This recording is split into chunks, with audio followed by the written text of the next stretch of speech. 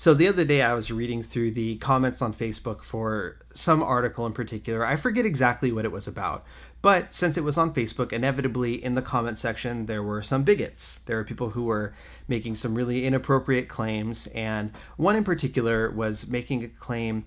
I think it was something related to obesity and the way something's portrayed in the media. They were being very mean and very just bigotous, really.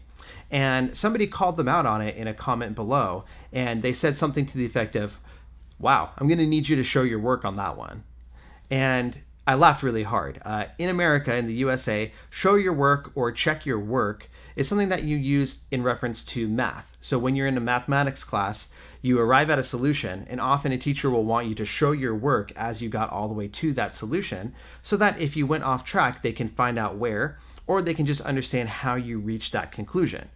Now, I was thinking about this, and it was funny in that situation to ask somebody to show their work, because basically you're asking them to show you how they arrived to that conclusion. It doesn't make any sense. Why would you think that? But it got me thinking, that's a good analogy to use for mental health. Often in therapy, I use a blended approach, but one of the main influences that I draw from is what's called cognitive behavioral therapy.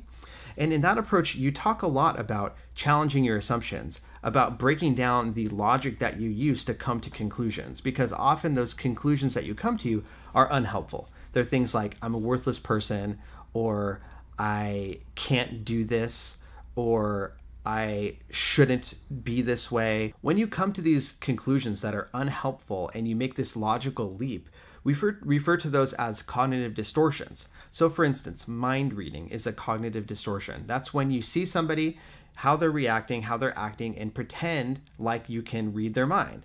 And I don't mean pretend like you actually believe this, but you make a lot of assumptions. You say, oh, they didn't text me back because they are mad at me. You don't know that that's the case. That's your best guess. And often what I'm talking about in therapy is encouraging people to be a better scientist, to really treat their reaction, their instantaneous reaction, as a hypothesis.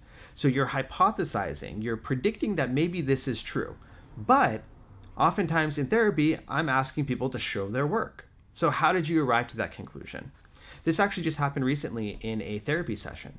This person was afraid of being suicidal. They had basically a fear of becoming suicidal, of losing control and becoming suicidal.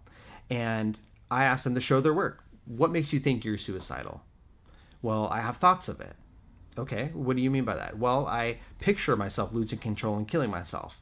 Okay, well, continuing to show your work, do you want to kill yourself? No, absolutely not. Do you have a desire to die? No, there's a lot of things that I'm looking forward to, a lot of things that I want to change, and I won't get to do that if I'm dead. Okay, well, what's the evidence that you do want to kill yourself? What's the evidence that you do not want to kill yourself? And let's put those out on the table, showing our work, and then let's look at all of that together and see whether your conclusion is different. And oftentimes it is. So all of this is a long-winded way to say, in therapy we have these little things that sort of stick out, like a phrase or a term or just a slogan that gets stuck in your brain. And it's really helpful to get those stuck in your brain, because when you're in a situation that requires a different sort of processing, a different way to look at a situation, you'll want to have a callback to that thing so that you can go, oh yeah, when I find myself in the situation where I'm making an instantaneous reaction and I'm not really thinking it through and it's making me feel bad, maybe it'll pop into your head that, let me show my work, or let's review my work. So when you check your work, does it make you feel the same way when you work through the steps and examine that evidence? So this is a really random thought, really random video, but I want to encourage you guys to do the same. So when you find yourself in those situations where, the conclusion that you make maybe is jumping the gun a bit, it's not helping you out, it's making you feel poorly emotionally, check your work and see whether it actually makes sense for you to arrive at that conclusion.